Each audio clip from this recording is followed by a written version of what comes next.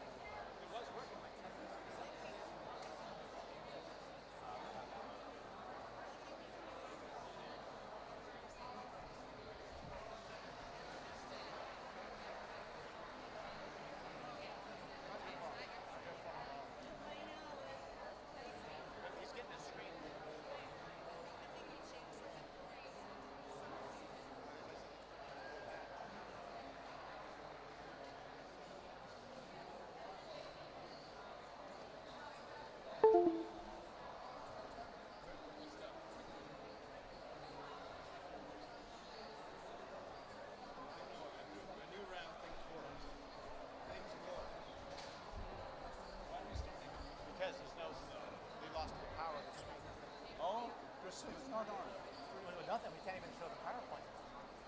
We can't do the session without video, without just has to. That's 10 minutes to go. Okay, let's think about plan. What can we do business? We can't cancel.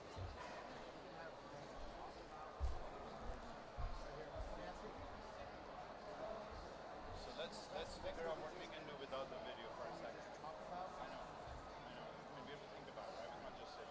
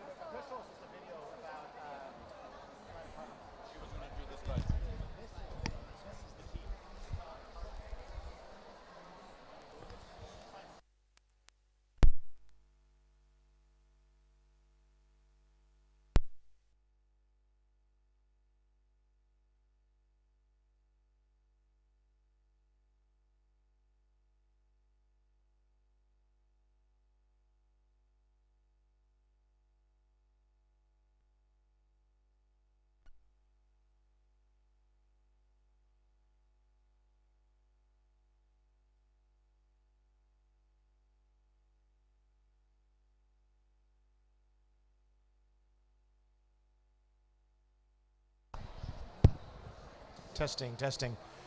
Welcome everyone to the 11 o'clock session. As you can see, there is a technical challenge right now. This is we're going to showcase some of the latest and greatest in the Land and Carbon Lab. Give us about 3 more minutes to see if the tech folks can fix it. Otherwise, we will still continue, but it'll be more of a talk. But we do hope to be able to get you the screen back on. As you notice, it was working 10 minutes ago.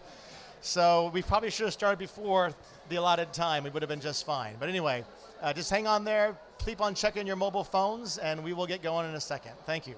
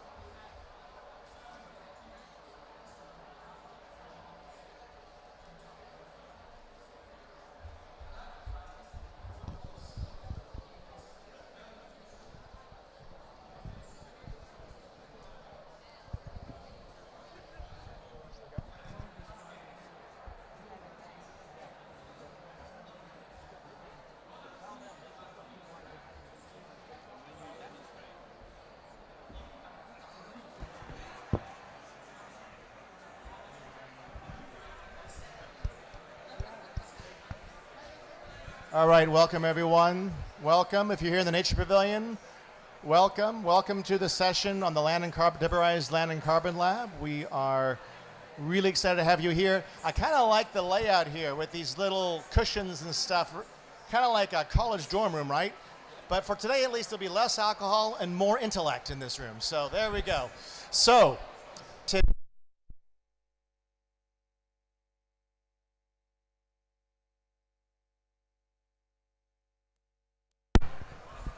now we're back. There we go. There we go.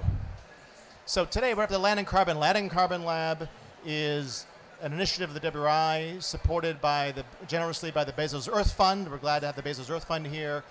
We are monitoring all of the world's land, all its forests, grasslands, wetlands, croplands, urban areas, deserts, you name it, at 30 meter and now at 10 meter resolution in near real time.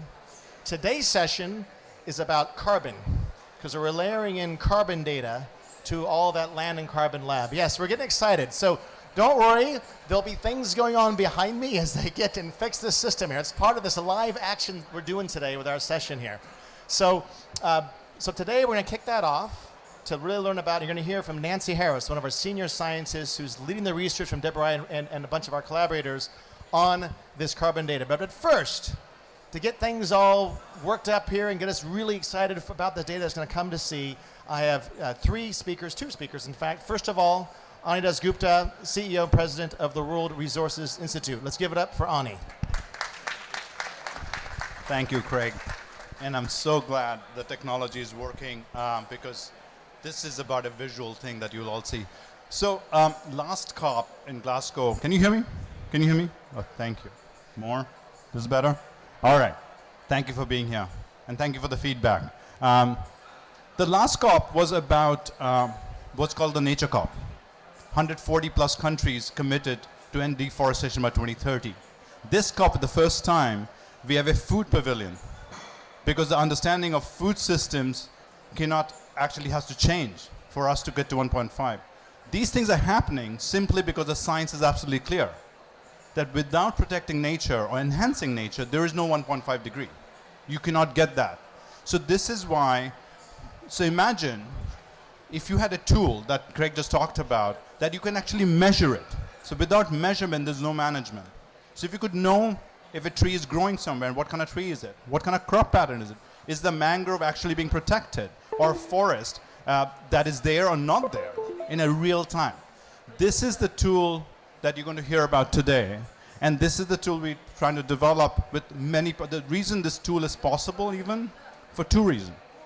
One, geospatial data is better than ever. There are more satellites running around the Earth than ever. But data by itself doesn't do anything. The whole point is to make sure this data can help people make better decisions. This is where WRI comes in. This is all our work, is to bring data to a way that people and decision maker can make decisions. This is what we started with our most popular tool, which is our Global Forest Watch. This is like a, there you go, what timing. This is an evolution on steroids of Global Forest Watch. The second reason we can do this is partnership. No one organization can do something so vast, measuring every 10 square meters of earth, the whole earth, and everything green that's growing on it.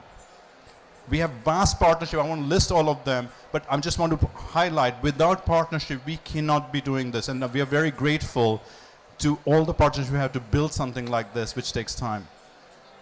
And I want to introduce one of our partners. You will meet in a minute, Andrew Steers, President and CEO of Bezos Earth Fund. And the partnership we have with Andrew and his team is absolutely central to this. And I want to bring Andrew here to talk about how Bezos Earth Fund sees this. Thank you, everyone, for being here. Great.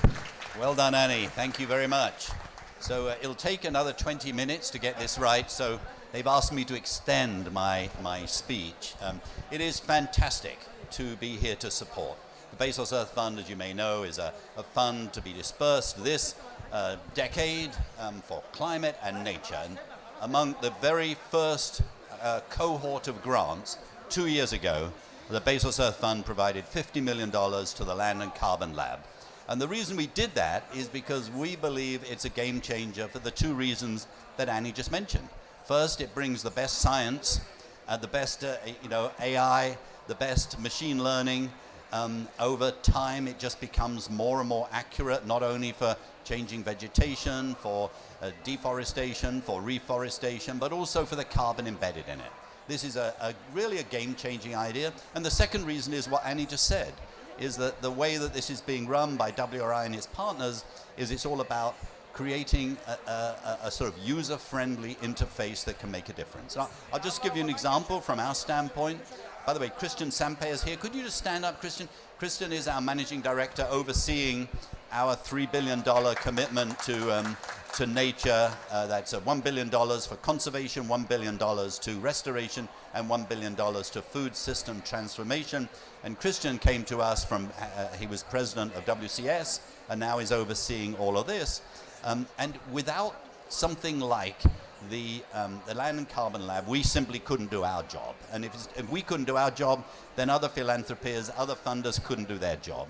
So we're putting a lot of resources into the conservation space. Just over the last year, we've done a lot. Every single one of those has GPS linked into Land and Carbon Lab. But the interesting thing this week now is that on last Monday, there was big announcements on landscape restoration. It's Africa's COP, so we were just one of those that put funds in. We put a $50 million commitment to landscape restoration in 3 countries, in Rwanda, in DRC, Kenya, and a little bit in Burundi as well. And now this is risky stuff. Why? Because hundreds, thousands, tens of thousands of implementers will actually do the work. And it turns out that what we're going to do, we're going to be financing about 150 what we call aggregators. And they are either companies or NGOs or institutions. And what they would do is work with a whole group of maybe 1,000 farmers or community groups that do the work. we will need 1,000 shape files, which we will then insert, or WRI will insert, into Land and Carbon Lab. And we will be able to see, 3 years from today, whether or not restoration is actually happening. Not only whether the trees and the bushes are growing, but actually we'll be able to see what kind of species, I understand. And that will know, are we doing the right thing? Are we also helping the diversity of life? Now, there's a sort of secondary benefit, which is huge, which is, at the moment, about 80% of what we're doing on restoration is grants, 20% is very soft loans. Actually, the rates of return are huge, and over time, if we're going to expand to 100 million hectares by 2030, we need to bring private money in. That will only be possible if the private sector knows what's actually happening. So that's a secondary benefit. A tertiary benefit is, of course, that over time, we will have voluntary and, who knows, maybe even regulated carbon markets that could finance this. That will not be possible, nor should it be possible, unless you know how much carbon is actually being sucked down from heaven through the magic of photosynthesis into trees and bushes and crops and soils. So thank you. What an honor it is to be here. Shall I keep going, or are we ready? We're ready. Okay. Thank you, Craig. Thank you, Andrew, and thank you for the partnership with the Bezos Earth Fund. Now, folks, don't touch a thing when it comes to the cables. So I think we've now got it here. So now, to dive right into some of the latest and greatest data, it's my pleasure to bring up to the stage here Nancy Harris, Research Director of Global Forest Watch and the Land and Carbon Lab. Let's give it up for Nancy. Hi, everyone. Thanks for joining us today to hear more about scalable carbon monitoring solutions. And given the tech challenges, let's just dive right in. We talk a lot about making sure our carbon monitoring systems adhere to UNFCCC principles: transparency, completeness, consistency, comparability, and accuracy, the so-called TCCCA principles. What we don't talk enough about is what I'm calling over here on the right common sense principles. We need pragmatic monitoring systems that are cost-effective, scalable, timely, operational. So we need more efficient monitoring systems that can instill enough trust to get climate finance flowing without necessarily needing to monitor every last molecule of CO2 to the level of Schrodinger's cat. So we have a lot of stakeholders, groups now, who need this carbon monitoring information. It's always been and always has been relevant for national greenhouse gas inventory reporting, but now we also have companies who are looking to make net zero claims who need carbon monitoring information. We also have jurisdictions and project developers who are looking to sell their carbon credits on the markets. We also have project implementers who may not be looking to sell carbon credits, but they still need to report the carbon impacts of their project activities to their funders. So this morning, I'm just going to talk briefly about some of the work that Land and Carbon Lab is doing to facilitate scalability and efficiency of monitoring in the context of each of these three use cases. Starting with net zero companies. Under the Science Based Targets Initiative, companies need to do two things related to land. They need to commit to ending deforestation in their supply chains, and they also need to set a target for reducing overall emissions, but also some companies that with significant land-related emissions also need to set a separate land-related emission reduction target called a flag target. And so we know that there are a lot of companies out there, especially in the food and beverage and forest product sectors, that continue to have deforestation in their supply chains. So Land and Carbon Lab is working with the Science Based Targets Network and the SBTI to create what we're calling a natural ecosystems base map. It looks exactly like this. It does not look like this. So you will see the real thing early next year, or at least a draft of it. And when you do, you will notice that it has both natural forests as well as other natural ecosystem types, like grasslands and wetlands. So we're creating this data set by putting the best global data available that we have. So starting with natural forests from Global Forest Watch. But as we push companies towards no conversion commitments, Land and Carbon Lab is also investing in improving global data sets on these other natural ecosystem types like grasslands and wetlands. Next. So on the grassland side, we are working with partners to map the extent of both intensively managed pasture lands as well as natural and semi-natural grasslands, looking at how those lands are changing over time with respect to various health and productivity metrics. And we're also mapping livestock numbers and associated methane emissions associated with those livestock herds. And as we build out this data, starting with natural forests and deforestation, we're putting all of this into an integrated reporting framework that is aligned with common definitions from the Accountability Framework Initiative. And we're putting the data into a platform called GFW Pro that is basically like GFW, but designed specifically for use by companies. So every company can use the same commonly aligned data set to track their no deforestation commitments. Next. So if we focus over here on the right, I mentioned that several companies are going to need to set a land-related emissions reduction target. And it turns out it's very hard to do that if you don't actually know what your land-related emissions are now, right? And it turns out that it's very hard. There's a lot of different ways to calculate land use change emissions depending on the level of traceability a company has into its supply chain. So ranging from the right, we have this ideal case where a company knows exactly where it's sourcing all of its products every single year. In that case, we can calculate emissions for those specific areas. But the reality is that many companies are not there yet, right? That is the goal. Full traceability is the goal, but many companies just aren't there. They can trace down to maybe a sourcing region or a subnational jurisdiction within a country, or maybe even just a country of origin or countries of origin. So again, next slide. Land and Carbon Lab is working with the SBTI and the Greenhouse Gas Protocol to develop streamlined corporate emissions reporting analysis for both land use change emissions and eventually land management emissions, so that any company with wherever they are in their traceability journey can develop an estimate for land use change emissions. And then once they have that estimate, it's much easier to set a target, right, and track progress towards that target.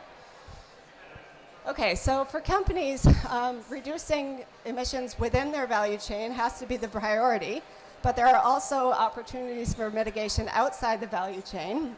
And companies can use carbon credits to counterbalance or neutralize any remaining emissions they have. And just to be clear, the SBTI net zero standard does allow currently the use of both avoided emissions credits from jurisdictional RED programs as well as removals credits. And in the hierarchy of nature-based solutions, we really want to protect forests first, right? And so that brings us to the previous slide of jurisdictional jurisdictions, both national and subnational, who are starting to generate these verified emission reduction credits. And in those cases, it's the jurisdictions themselves who are responsible for setting up the monitoring systems and getting those credits verified. But we still hear strong demand for an independent source of information beyond what RED projects or eventually RED jurisdictions are reporting. And for that, a lot of people turn to our Global Forest Watch platform to look at tree cover loss statistics like you see here. And we get a lot of questions about how accurate are these statistics for a specific jurisdiction or region that we're interested in. And so, go ahead. We've had accuracy statistics for years at the global and biome scale, but we really can't tell you the accuracy of a specific area until we do sampling exercises like this. And now, thanks to Planet high-resolution imagery made possible from NICFI, that is what we are doing for specific key RED jurisdictions. We're doing these sampling exercises to understand what the accuracy is of the GFW data in specific jurisdictions. So here in Ucayali, Peru, we can say the overall accuracy of the GFW map is 98%. If you click one more, and we can look at the loss class having a roughly 20% rate of false positives and a 15% rate of false negatives. And we're doing this so that we can make GFW's data align with what are called good practice guidelines that have been set by the RED Plus community. And as we look at the pink pixels, we can also interpret those pink pixels in more detail to understand which of those lost pixels are true deforestation or a conversion to non-forest use versus degradation or other loss from natural disturbances that really have nothing to do with RED. And so from that interpretation, we can know that 77% of total tree cover loss in this area was deforestation. And we can calculate the area of that deforestation with an uncertainty bound around it. Again, this is required by good practice guidance. So if you go to the next slide, starting next year, we will be really putting these GFW statistics on our dashboard pages. And if you adjust the settings, you'll be able to compare deforestation rates against, next slide, sort of a reference period and a monitoring period that you can select. So we're doing all of these. I just want to emphasize that these sampling exercises are the exact opposite of scalable monitoring solutions. They are manual, they're very time consuming, and they can be fraught with error depending on who is doing the interpretation of the imagery. But this has become what the RED community requires. And so we're sort of testing whether we can demonstrate that maybe the map areas, maybe those are good enough. Maybe they fall within the uncertainty bounds of these sample-based assessments. And if that is the case, maybe we can go back to the calculating areas of a map that are much more aligned with our common sense principles of cost effectiveness, scalability, et cetera. At least for the jurisdictions where deforestation is the dominant driver. And so even if not, I know there's a lot of politics involved in what data we use, but even if not, this information should be relevant for verifiers as well as potentially corporate buyers who are interested in getting a sense of what the potential scale of real RED credits will be as they wait for the official verification reports to come out. Next. Okay, so this is my last segment, project developers and implementers. And I'm really going to focus here on restoration projects because, on the next slide, we've seen a lot of commitments. We've seen commitments to restore 100 million hectares of deforested and degraded land by 2030. And about this time last year, WRI's Terra Fund for AFR 100 initiative funded 100 locally led restoration projects to try to figure out how to start delivering on these restoration commitments. So Terra Fund in blue, that gear in blue. So now, a year later, we have the white gear of our Terra Match platform that is monitoring the success of these 100 projects from various data collected on some jobs created, some community benefits. We're also monitoring satellite imagery of tree cover and tree count.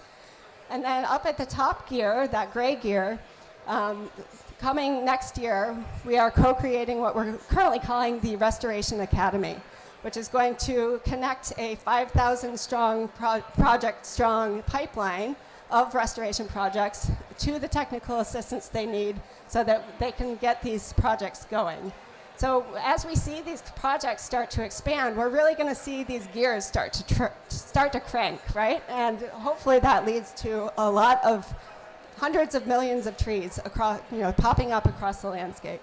So the question is, how are we going to monitor all of the carbon in those little projects? And so Land and Carbon Lab is partnering with David Skoll's team at Michigan State University, as well as several African partner organizations to try to figure out how to develop a prototype system to monitor carbon across the landscape.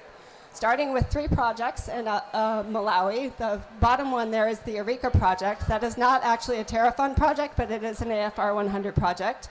And then the 2 Terra Fund projects to the north, Wildlife Action Group and Wells for Zoe.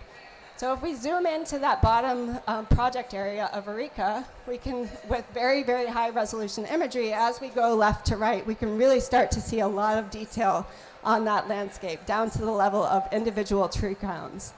And this is, next slide, this is what that landscape looks like on the ground. This is not a forest. This is what is referred to as trees outside forests. And when we start to talk about how we're going to measure the carbon, we really can't escape the fact that we need ground measurements. And the question is, how much ground data do we need? We cannot possibly monitor by hand with tape measures every single tree. And so the goal here is to collect this kind of data in a set of sites and then link that information to something that we can monitor more easily in remote sensing imagery. So the field measurements here that you see here, they were collected just a couple of weeks ago, and they're measuring things like tree crown diameter, diameter of breast height, tree height, things like that. Next. And so those same trees measured in those plots are also mapped from space in high-resolution satellite imagery. So 1-to-1, we have the trees numbered and labeled and mapped on the satellite image. So you all came here for scalable monitoring systems. This is where the scaling is happening, so pay attention to this. So we have these field measurements that we can develop these relationships from crown diameter on the horizontal axis versus stem diameter on the vertical axis. That's step one. And then next, step two, once we know that diameter breast height, we can then link that to biomass both above ground and blue and below ground and red. And so then, just like that, once we can map tree crown diameters, we can also estimate the amount of carbon stored in each of those trees on the landscape, with the darker green showing more carbon in each tree. So next. So using those same relationships, then we can map all of the tree crowns in the project area. So all of those little black dots that look like ants marching all over the map, those are the tree crowns that were delineated in the satellite imagery. And so we can calculate the carbon at whatever size pixel we want. And so now we know that about 150,000 metric tons of carbon are stored across about 50,000 hectares of this Eureka project area. We now have a baseline. And so we can also use the same relationships I showed to estimate carbon in those other areas. So if we look at the Wildlife Action Group, next we have a project boundary on the left, and then we also have an estimate of the tree crowns in that project area and how much carbon they're storing. So now we're working with our partners to collect more data across more countries and more trees, so that we can really, any project that comes into this TerraMatch platform, we can develop an estimate of a baseline carbon stock, and then also monitor how those stocks are changing over time as the trees start to grow. So three key takeaways here. One is monitoring is absolutely key to unlocking climate finance at scale for nature-based solutions. And I hope that I've demonstrated that more timely, efficient, and scalable monitoring solutions are emerging, thanks to improvements in data and advances in technology and new research partnerships that are forming because we have support from the Bezos Earth Fund. And then this third point, this is sort of my personal spin on this. I have a microphone, so I'm going to use it. Nature is variable, and that's a very good thing, right? We cannot wait for our carbon monitoring systems to achieve 100% accuracy. One, that's not actually even possible. And two, that's not what we want. We want nature, we want diversity, right? We want diversity in nature. That is what allows nature to adapt and change. And so with that diversity comes variability. With that variability comes measurement uncertainty. So you know what has a really low uncertainty? A monoculture tree plantation. That's not what we want, right? So if we are really going to incentivize real nature-based solutions, we really need to accommodate that level of variability, particularly in the tropical forests, and really just accommodate that rather than trying to fit all of nature into these statistical constructs of uncertainty that really have not helped get climate finance flowing into the forest that we want to maintain and restore. We want resilience, we want diversity. So I'll get down off my soapbox now.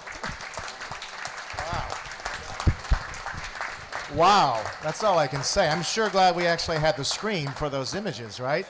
It's just amazing to see. That'd be hard to describe verbally. So I'm glad. Thank you, AV folks, for finally coming through here.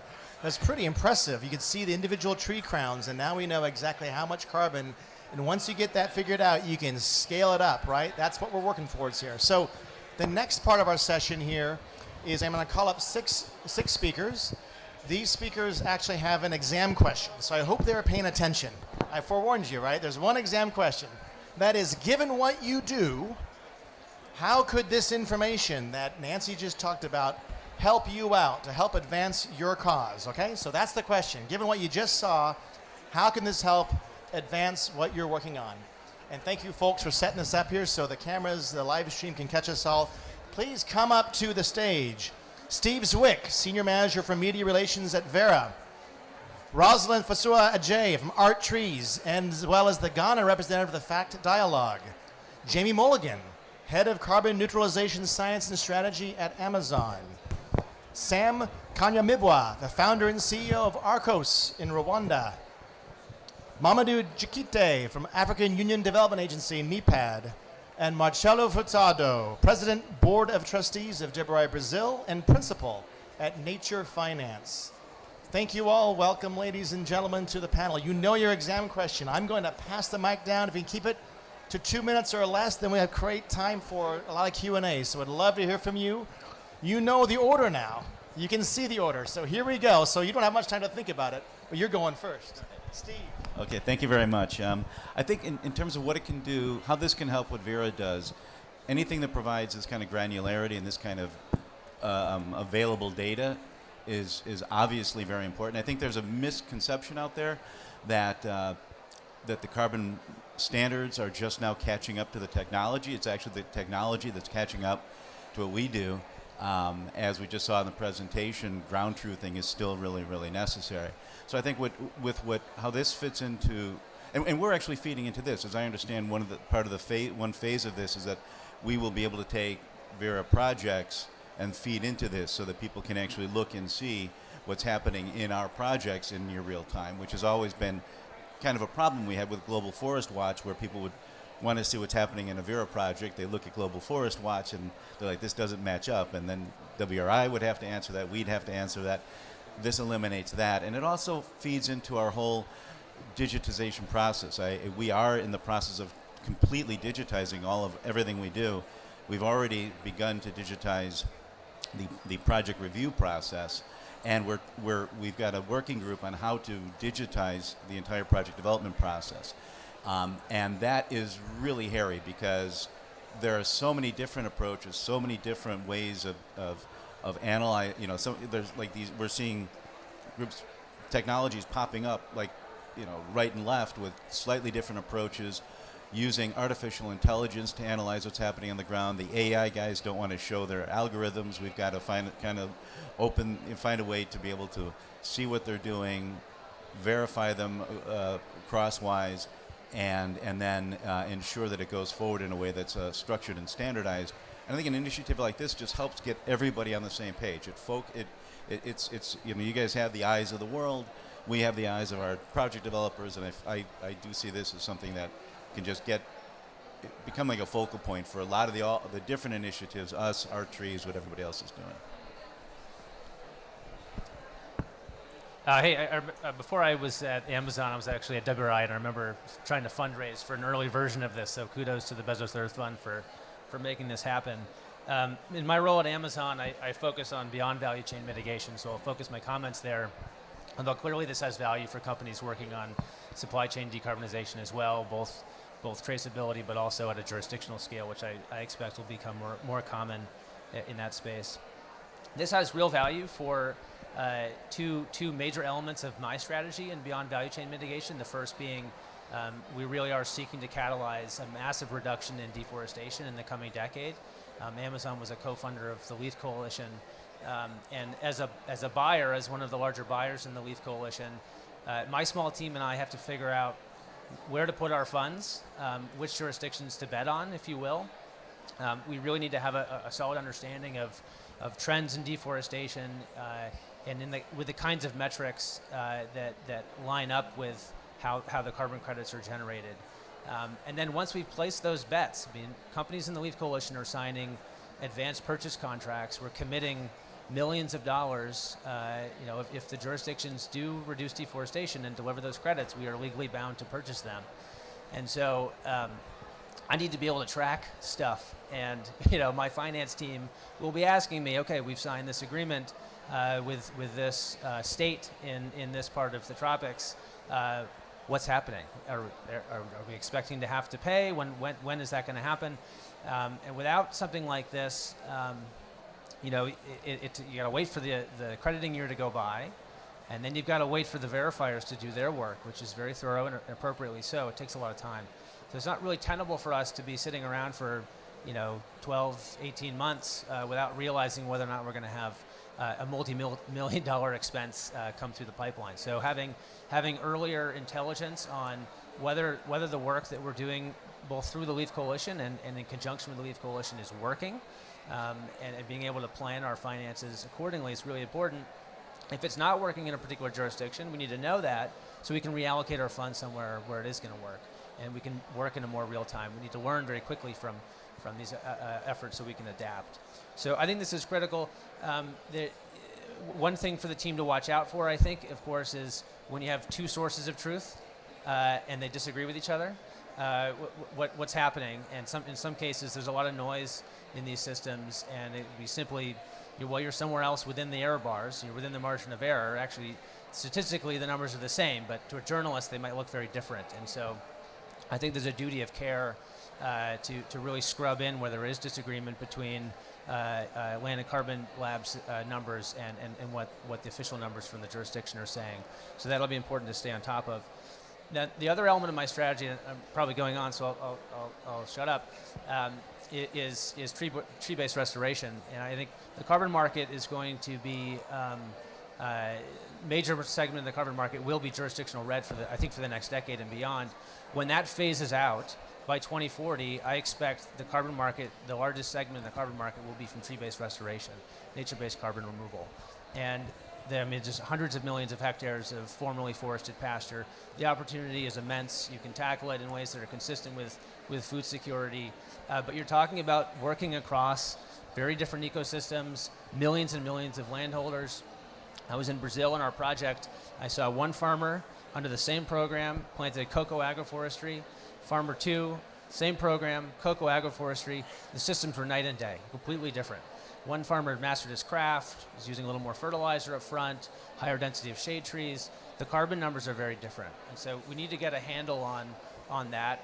And this is real friction. This is transaction costs from a carbon market standpoint in scaling these systems. Certainly the farmers shouldn't have to worry about counting carbon in their field. So we have to have streamlined, scalable mechanisms for doing this. I think the team's on the right track. I would agree with Nancy that you don't need precision in these systems. You need the absence of bias. But on average, at scale, we need to be getting the numbers right. Thanks. Thank you very much. And thank you, Nancy, for that wonderful presentation. I guess my first question is to Andrew, because I didn't hear Ghana mentioned in the countries that you are supporting. And I think that Ghana should be in there. So that's my first question to Andrew. Anyway.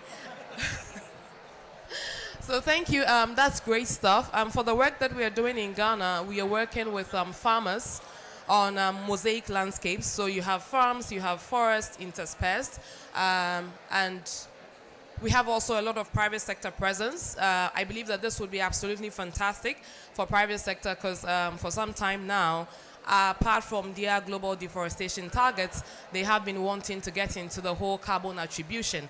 But you need to know what is happening at a very small farm scale.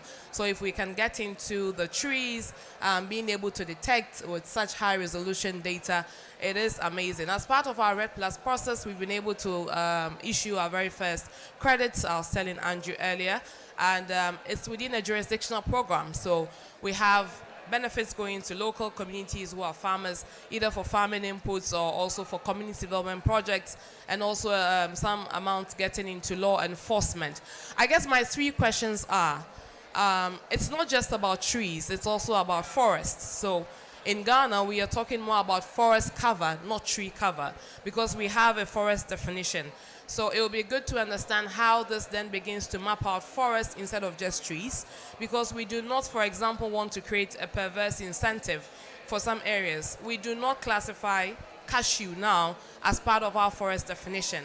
So if we have farmers wanting to get into cashew, if we have technology that is detecting trees, is it able to then get into detecting forest cover, not just tree cover? And I guess my second question there is also into the diversity of species, because you have different species that get into different quantifications of carbon. So what does the technology also do on that? And thirdly, about standards. So for example, now we are working with a carbon fund. It's the Carbon Fund Met framework. We've also signed on to LEAF, and that we are going to use trees as a standard. How does technology help us to get into satisfying the different standard requirements, because they are not the same and they all come up with different requirements. Ultimately, I know it is based on the national or country-specific MRV system, but it has some nuances in there that every standard has some requirements that we need to respond to. And I guess lastly, what I would say is not really a question, but in terms of performance, I guess this will be good once we have it refined to suit national circumstances, because for Ghana, we are now into a resource-based payment phase. If you are a farmer, it's not just enough that you're a cocoa farmer. We need to understand that you are applying the right climate-smart cocoa practices and also applying the right social and environmental safeguards principles. So we are doing nitty-gritty performance tracking. The whole landscape has generated emission reductions, but you need to get into where it is actually coming from intervention areas. So this will be good for us in tracking that performance, we believe, and if we're able to sort out the other questions. Thank you very much.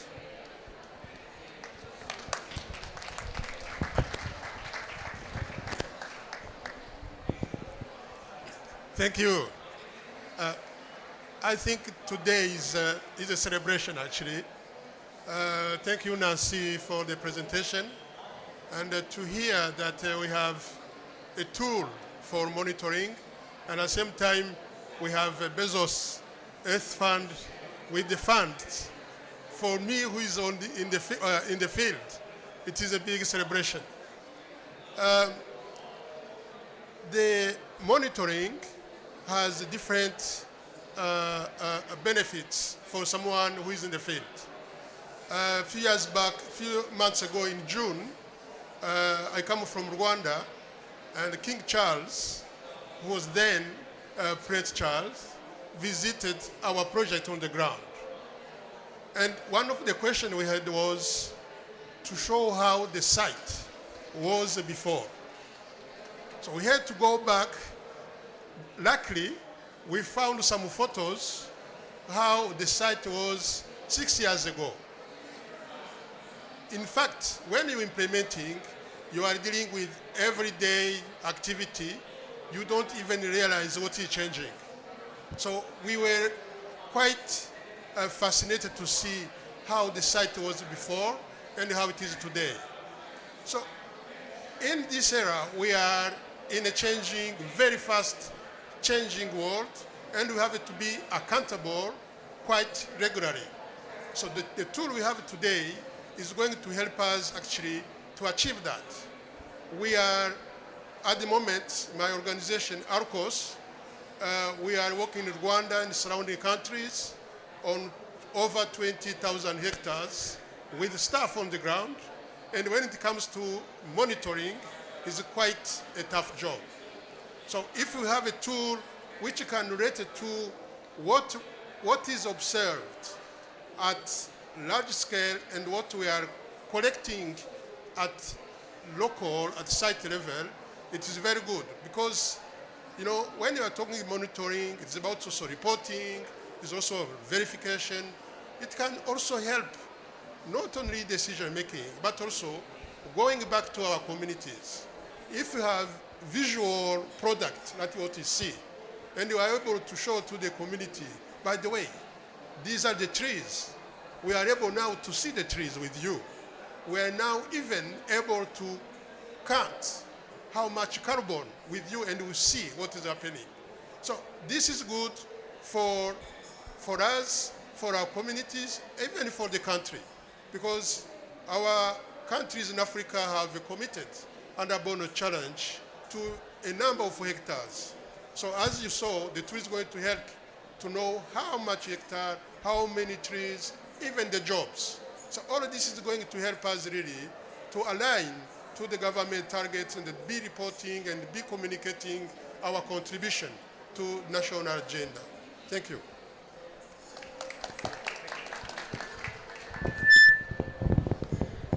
Okay, we lost the screen. I hope we don't lose the microphone, right?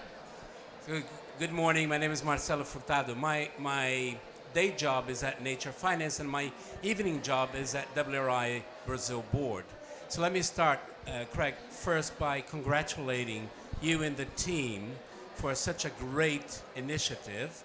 And from a WRI Brazil perspective, my answer would be, we are already committed to using this tool on restoration projects in Espírito Santo with native species. So I think this is a groundbreaking approach to actually use the tool, apply it to a subnational jurisdiction with a technique of restoration to also make native species a more valuable. And we're expanding this to Mato Grosso and Pará state. So what that means is we are ready to already take the tool, put it on the ground, and create real cases to demonstrate its application. Now, with my day job of nature finance, I think it would be important to set expectation and say there are three important learnings we're getting from week 1 of COP27. The first one is finance is the issue.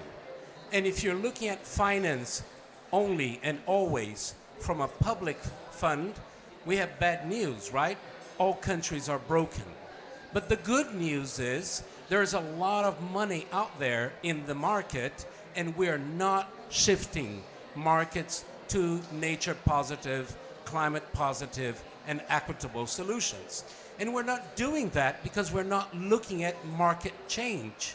We're just creating new products and asking the financial sector, come and invest. And that's just not going to happen. And I think the tool, Craig, that you and Nancy demonstrated here helps us move from how to actually shift markets. Now, having said that, we normally like to look for new stuff. So we come with, you know, what about this new nature-based credits market and so on. But there are some old markets that are really big and really full of money. Why we're talking about in the nature credits, carbon credit space of a couple $100 billion, there is one market alone that is a $4 trillion market per year. It means the third largest economy, China, US, and agricultural commodities. So if we have already markets that are happening today and we could shift them towards nature positive and equitable, how are we going to do that? And that comes then, Nancy, a provocation for me as a suggestion for how we look into the next phase of this, which is looking beyond carbon to nature credits. What if we add to carbon biodiversity, water, ecosystem services, using the same approach but measuring beyond carbon? And I think that looking into the future not only allows us to new places to apply the tool, but expanding the tool itself to make credits more valuable.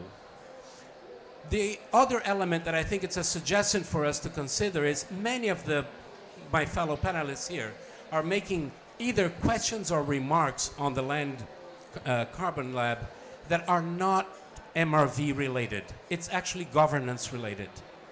And by not addressing that governance issue, we're bringing it as if it were a tool issue, and it's not.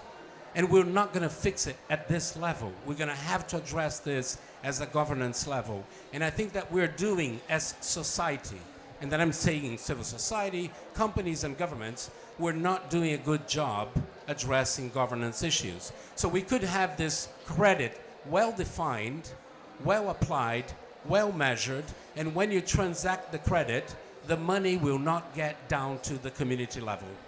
And that will only happen if we have the governance issues. Even the question of it is a tree or a forest approach is a governance. It's not a standard problem, it's a governance problem because we could define those standards. So I think these issues can be resolved, and I will end by seconding Nancy's last remark on changing the narrative. The financial sector loves to say dealing with nature is too complicated. Sorry.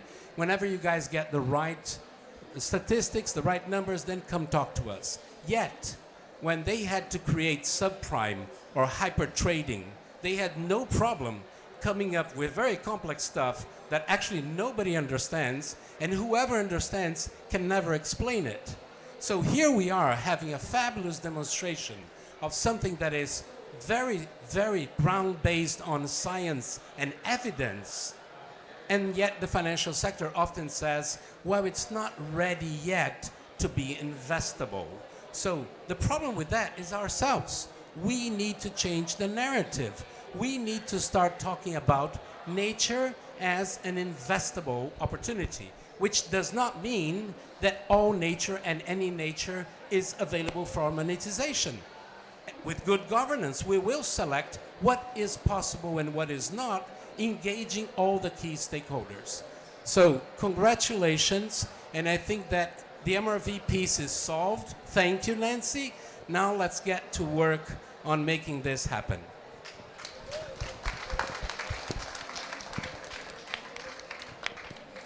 What a speech. Well done. My name is Mamadou Diakite, working for the African Union Development Agencies and manager of the Africa Forest Landscape Restoration Initiative AFR 100 that Nancy mentioned.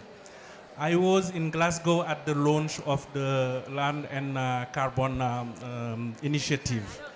And I have the impression, we always say that the UNFC process, climate change, is very slow. But in our restoration movement, I really have the impression that we are doing big leapfrogs.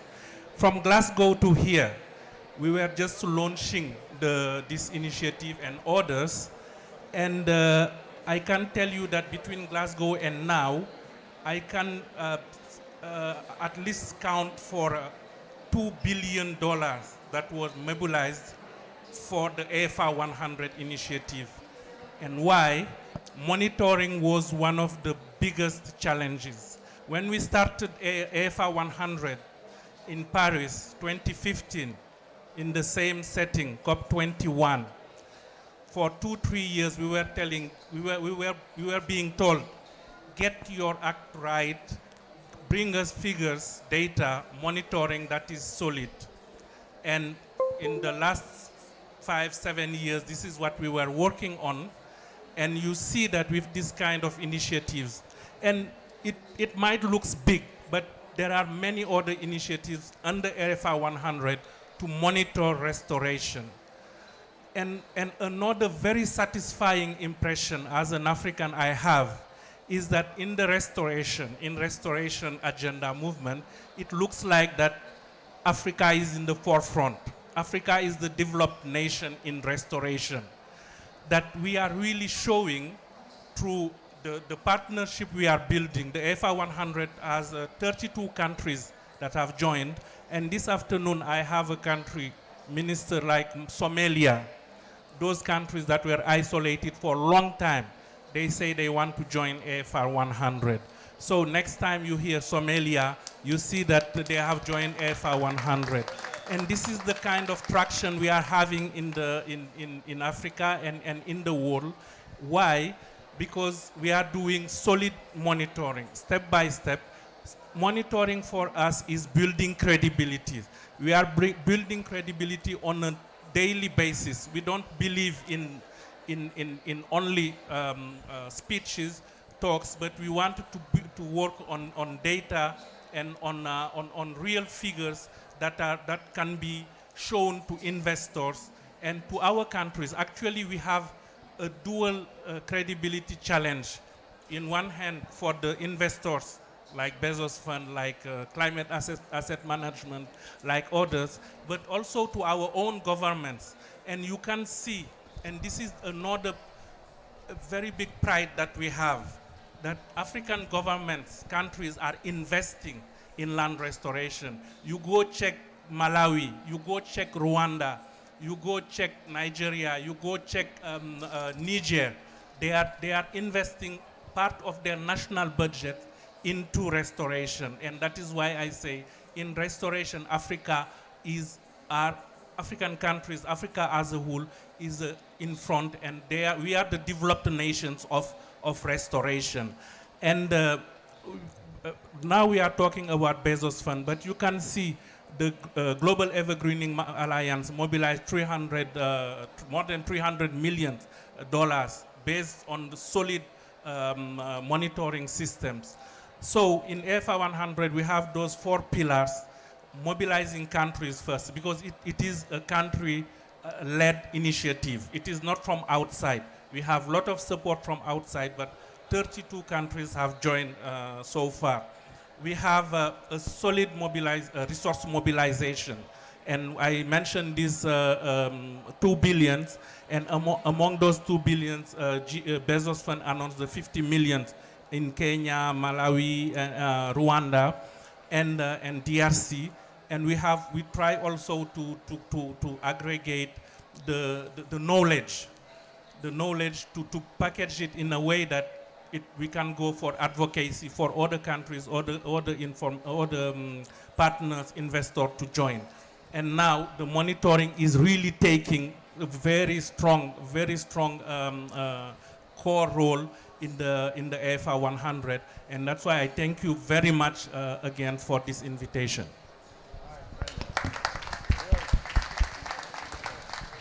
Great. Well, thank you, all 6 panelists here, for your insights on how the monitoring can help you advance your agenda. We are actually at time. We're actually beyond time right now, but I want to let you know that all the panelists and Nancy will be up here to take individual questions if you have them. So we still have this space for another 30 minutes or so, but I know some of you have to run to somewhere else, but we have the space, so please come up and ask questions. I'm going to bring Nancy back up again. Let's give a round of applause on behalf of all the Land and Carbon Lab team here, all the great work here. It's pretty exciting stuff. I will say the word to me was wow, just seeing all the great stuff coming down here. So with that, applause for all our panelists. Thank you all. I know I leave here with a little bit of hope. This is the beginning of week 2. I leave here with a bit of hope, right? I just got off the plane, so maybe this is the lack of sleep, but I just hearing the energy in Mamadou's voice. You know, Africa is a developed country when it comes to restoration. What a great line. You got to trademark that one, right? Marcello talking about the very real point that it's governance as well. And this monitoring can actually help with governance, right? The best form of governance is sunlight, having stuff be seen, right? This is something that can really help with governance, right? Hearing from the others on this panel about finance and money getting ready to flow into this, the carbon crediting system getting ready for this, and now we have the science starting to come to play, because at the end of the day, it's about getting what gets managed, what gets monitored gets managed, right? And that's fundamentally what this is about. So I want to thank you all for all the work. I see a lot of partners here in the room that we work with on a lot of projects here. Thank you for the work that you all do here. Keep it going. We're going to be with you all the way to the end. Thank you very much. Brilliant. Well done. Not a bad thing for the first day and first thing.